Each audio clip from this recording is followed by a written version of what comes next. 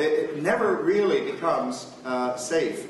It has to be permanently guarded forever. 1 million years is not enough. Even the Nuclear Waste Management Organization admits that it is still a significant hazard after 1 million years. Next.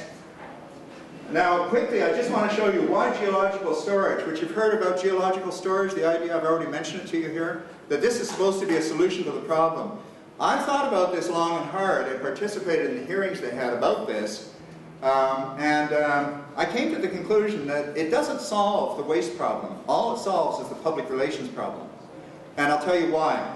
Next. This X represents a reactor, and those red dots represent, each dot represents 1 year's worth of irradiated fuel. It's an awful lot of radioactivity. Next, 4 years.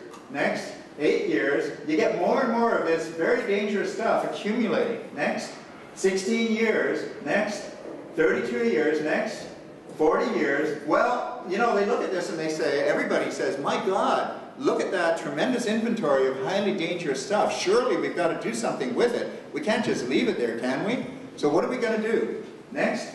Well, let's see what happens with geological storage. Next. For the first 2 years, there's absolutely no change because it has to stay in the pool for 10 years, remember? Next. 4 years, no change. Next. 8 years, no change. Next. 16 years, no change. Next. Maybe after 20 years, in fact I'm told even by the Nuclear Waste Management Organization, even they say you have to wait 30 years, but let's say 20 years. Let's say after 20 years you could bury this part of the waste. Well, actually that's only 10% of the radioactivity. It turns out that 90% of the radioactivity is the hottest stuff. The reason I use different colors is because it's gradually getting less radioactive, it's gradually cooling off, but it's still awfully poisonous. Next. So if you use this idea of geological storage as if you're solving the problem, you're really only taking away a relatively insignificant fraction of the problem. The other problem still remains, and it's the most dangerous part. It's the part that will give you the greatest catastrophe potential at the surface. Next. And now, if you build more reactors, next, and more reactors, next, and more reactors on the basis that this buried stuff was now making it safe, look what you have. You've got more and more unburied waste at the surface the longer you go on. In other words, you haven't solved the problem. The problem is growing. The amount of unburied waste at the surface remains increasing as long as nuclear power continues to operate, particularly if nuclear power continues to grow. Next, and next, and next. So geological storage cannot solve the high-level radioactive waste problem, next, unless there is a complete phase-out of nuclear power, as they are trying to do in some places. Next. Now, just, do I have, if I use my 10 minutes? I think I have. Well, this is really interesting. Keep going for just a few more minutes. Well, no, I don't want to. See, this is the problem. That's why my CV goes on. 5 more minutes, yeah. Okay, 5 more minutes. Well, I just want to tell you that the reason I first got involved in this whole issue was because of the nuclear weapons connection. In 1974, India exploded its first atomic bomb, and guess where they got the plutonium from? They got the plutonium from a nuclear reactor that we, Canadians, gave them as a gift.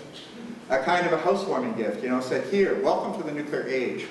And it was called the Cirrus reactor. And they used that reactor to produce plutonium, and they used that plutonium to produce a bomb, and they exploded that bomb in 1974. And we've also sold reactors to other regimes that were very interested in developing nuclear weapons.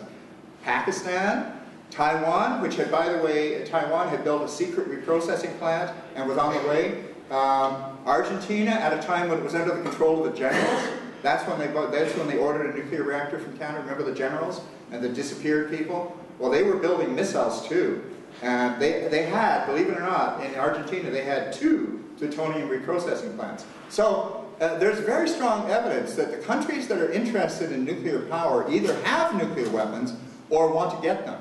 In many cases that's true, not every case, but the fact that it's true in many cases is already pretty alarming. Next. Okay, let's just go quickly through this. Canada got into the nuclear business because of World War II. This is 1942 in Quebec City. It's called the Quebec Agreement, where Canada signed an agreement with Britain and the United States saying that they would cooperate to build the world's first atomic bombs. They wouldn't use it against each other, and they wouldn't use it against a third party unless they had unanimous consent. Next, quickly please. Next, next, next, next, next. Okay, Now here's the main point, and I'll stop here after making this point. There are only two materials with which you can make a nuclear bomb, and they are highly enriched uranium and plutonium. Now I didn't get around to saying this, but plutonium is actually a transmuted version of uranium. So in the reactor, the uranium, there's certain types of uranium which absorb neutrons, and instead of fissioning, they become plutonium. And that's where plutonium comes from. So it all starts with uranium. Every atom of plutonium starts with uranium. But these are the two things which you can make bombs with. And guess what? Those are the same two things that you fuel nuclear reactors with.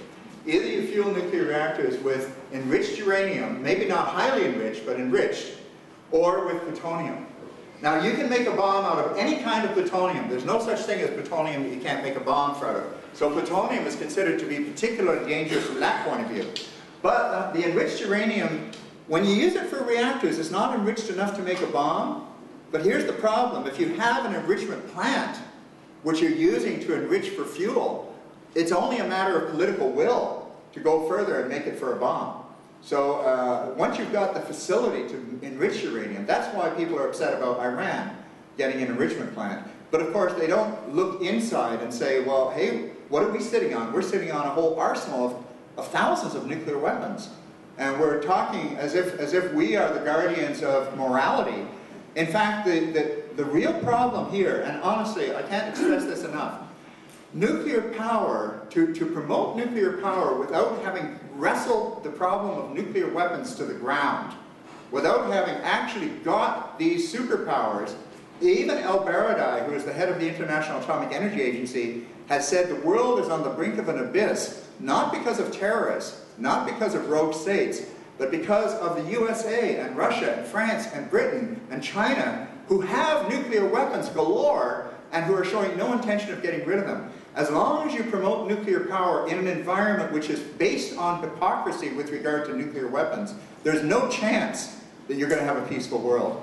And I think that that's the strongest argument against nuclear power. And as far as I'm concerned, it trumps the question of climate change in the sense that we know how to solve climate change a whole lot better. This is not the way to do it. This is just going to give us, the world, another massive challenge to its sustainability. Thank you.